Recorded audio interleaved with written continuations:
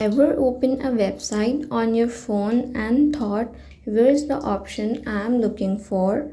The website is not broken, you are just seeing the mobile version, and in many cases, Chrome can unlock the full version in one tap.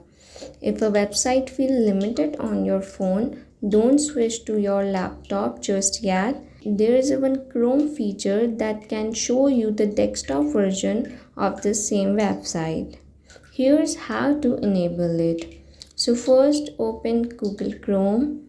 Now visit any website. Tap the three dot in the top right corner. Look for desktop site and tap it. Chrome will instantly reload the page and show you the desktop version instead of the mobile version. That's it. Many websites simplify their mobile version to fit smaller screens, but sometimes important features, button, settings, or tool get removed in the process. That's where desktop sites comes in. Here are some reasons why this feature is so useful. Access websites features that may be missing on mobile. Use websites more like you would on a computer. Better for phone settings, dashboard, and editing tools. Saves you for opening a laptop for simple tasks. And sometimes you will find options in the desktop version that don't exist at all in the mobile version.